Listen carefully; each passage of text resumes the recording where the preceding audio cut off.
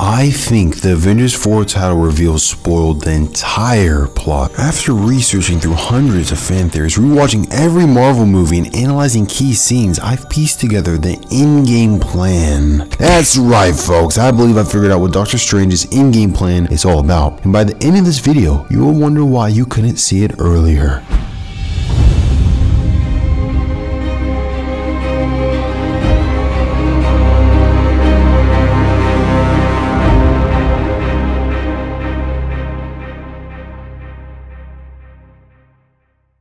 Before we begin, we're hosting an Infinity Gauntlet giveaway. All you have to do to enter is subscribe, like, and comment below your favorite Marvel superhero. Contest ends December 31st. Now to today's video. When Doctor Strange sacrificed the Time Stone for Tony's life, it didn't make sense at first. However, with Avengers 4 being called Endgame, now it does. Let's rewatch it. You have to understand, if it comes to saving you, or the kid, or the Time Stone, I will not hesitate to let either of you die.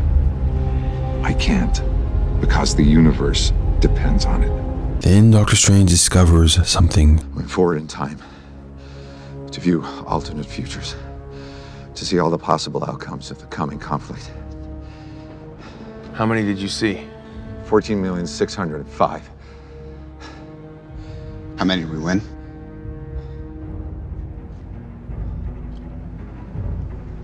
One. Strange looks changed at this point. He does the unthinkable. Spare his life, and I will give you the stone.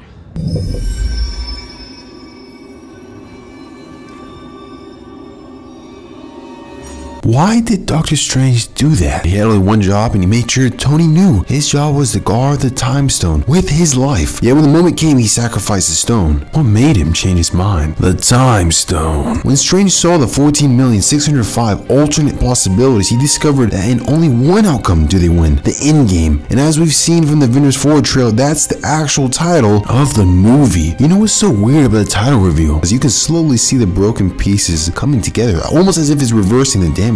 And they do reverse the damage. We know that because Marvel just confirmed Spider-Man Far From Home takes place a few minutes after Avengers 4 with countless other sequel films. So the Avengers do undo the damage, but the question remains is how do they undo the damage? Through Doctor Strange's Endgame plan. And it requires three key characters to pull it off. Number 1, Iron Man. Number 2, Ant-Man. Number 3, Captain Marvel. But before I explain these characters' role in the Endgame plan, let's start off with a few facts to get everyone on the same page. Number 1, Ant-Man is stuck in the quantum realm, and Hank's wife reveals something very important about the quantum realm. Don't get sucked into a time vortex. We won't be able to save you.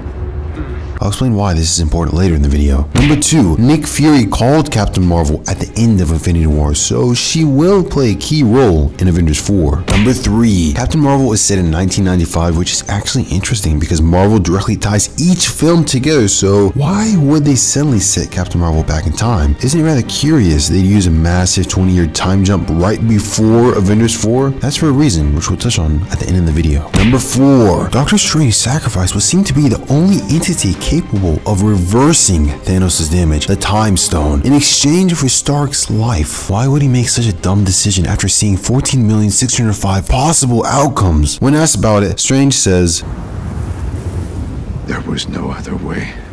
So right now, it kind of seems like we're all over the place and the Avengers truly lost, but they actually haven't. Yes, they lost the Infinity War, or let's call it the Infinity Battle with Thanos. Thanos snapped, half the universe disappeared, and Thanos won. However, we keep forgetting the most important fact. Strange cheated. Imagine this for a second. You're about to take a test and you secretly stole the answer key. You now know all the answers. What's the possibility of you failing? 0. Doctor Strange is the exact same way. Strange has stolen the answer key and is just following the key. The key in this case is the Endgame plan, and it's how the Avengers will defeat Thanos and reverse the Infinity Snap without a Time Stone. Here's how I think it's going to play out. Let's start off with Ant-Man's role. So we know Ant-Man is trapped in the quantum realm. Scott doesn't have an enlarging pin particle disc like in the first movie, making Ant-Man really stuck this time. But there's one person we keep forgetting about, Ghost. If you remember, Ant-Man originally went into the quantum realm to harvest healing particles for Ghost, so you can imagine if Ghost isn't getting her drugs, she's gonna go cray-cray to find her our missing quantum drug dealer, in this case Ant-Man. Not very hard to find a sketchy man on a rooftop in an empty city. It'd be a matter of time before Ghost finds him, tells Bill Foster, and then Bill Foster frees Ant-Man. And everyone wins here. Ghost gets her drugs, Foster gets a nerdgasm over Hank's new quantum realm tech, and Ant-Man realizes what happened and finds the Avengers HQ. Hi, is anyone home? This is Scott Lang. We met a few years ago at the airport in Germany. I got really big. Is this an old message? Ant-Man, I know you know that. It's the front door. That's me. Can you buzz me in? Now, the Avengers are reassembling. Banner, Cap, Black Widow, Thor, Bill Foster, and possibly Professor Eric Selvig, aka the chalkboard dude. They go into this hardcore brainstorming session looking for a solution. They conclude that they need to reverse time. Genius. However, they can't. The time stone's with Thanos and nobody really knows where he is, nor could they stand a chance against the Infinity Stone. So they keep thinking and thinking until they come across something interesting. The quantum realm. I mean, Scott does have a highly advanced miniaturized quantum realm machine in his truck. It's got to be capable of something, right? The director of Ant-Man, Peyton Reed, also thinks so. He said the quantum realm is definitely a priority for the MCU moving forward. You know what that means? The quantum realm may hold the key to reversing the Infinity Snap, but nobody knows what the quantum realm is truly capable of. The only person that knew, Hank's wife, is confirmed dead. So long for that. But before she died, she revealed something remarkable. And don't get sucked into a time vortex. We won't be able to save you. Now, if you're like me, you probably thought it didn't mean anything. That was until I googled it and discovered what it meant. A time vortex means you can time travel. A good example of a time vortex would be Interstellar. It was him! All this time, I didn't know it was him! Dad's gonna save us! Somehow, the future version of Cooper helped the younger version save Earth. Same with Harry Potter and the Prisoner of Azkaban. Ow!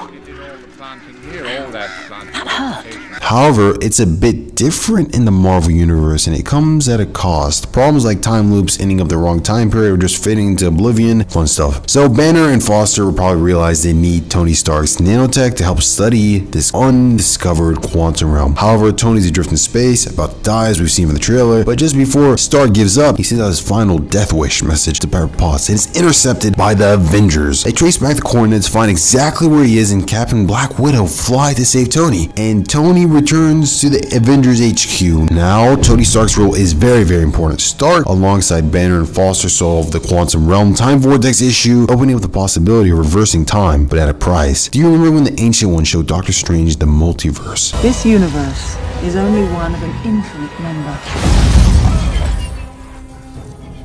It's without end. That's the problem. They can travel back in time, but only to another universe, not the current one. That's where Captain Marvel's role comes in. I'm speculating Captain Marvel was somehow told 20 years in advance by Ant-Man through the time vortex about Thanos. Carol Danvers, realizing the severity of the threat, searches the entire cosmos for 20 years trying to find a way to bridge alternate universes together. That way they can transfer the Infinity Stones. However, in the process, something goes terribly, terribly wrong, leading to an even greater threat than Thanos. But we'll leave that explanation for part 2. What do you guys think about this in-game plan theory? Does it sort of piece together the in-game plan? Or are we missing something? Let me know in the comments below. And before you go, make sure you secure your spot in our Infinity Gauntlet giveaway by subscribing, liking, and commenting down below your favorite Marvel superhero. Thank you guys so much, and I hope you're having a great day.